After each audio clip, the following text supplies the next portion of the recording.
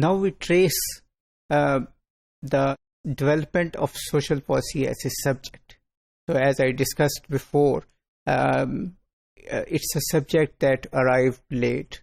So social policies didn't really come up before the 20th century. So there were some, attempts in the 19th century, but overall social policy became common in only in 20th century. So the focus during this module will be on England, because England was the first country to industrialize. England was the first country which come up with social policies. So, and these social policies were then adopted in other countries around the world, in British colonies, in other advanced countries, in European countries, in US. Before the 19th century, governments were not really concerned about social policies. So if the people are poor, if the people are not educated, if the people are not healthy, that was not the concern of the government. Health was only the concern of the government if there was an epidemic, because it affected everyone, so even the elites. So, but before the 19th century, social services or social policy was not there. So there was no education, no health, nothing. The research on social policy actually started in the 19th century, in 1830s.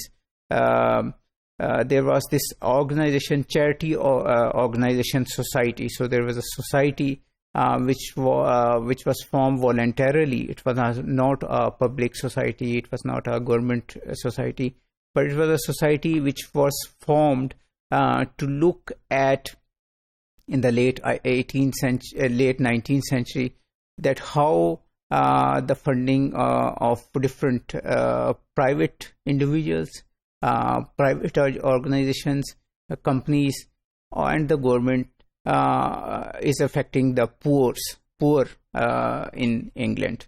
And the main function was to how to eliminate the duplication of the work and to increase the coordination. So the government was not much involved in the in decreasing poverty, but there were many other businesses or factories or private individuals who were working on that. So this society was formed to coordinate the work of all these different individuals, and it also helped later on. It also helped the government to improve the poor law. So a law which government passed, the British Parliament passed, relating to poverty. The research done by this society helped it to improve. So this society led to the development or led to a new kind of worker, and it was the social case worker. So it was kind of a researcher. Usually this case worker, social case worker, belong to middle class or high class, upper class, and usually they were women. So they would go to poor household, they would go to slums and look at how people lived, and look at how the charity is helping them, and how the charitable distribution can be improved to improve the lives of the poor or to decrease poverty. So this was the first time that when there was a research relating to social policy. They investigated different cases, because at that time the philanthropists or the individuals who were giving money to the poor, and even the government, they were very concerned that undeserving people should not get money.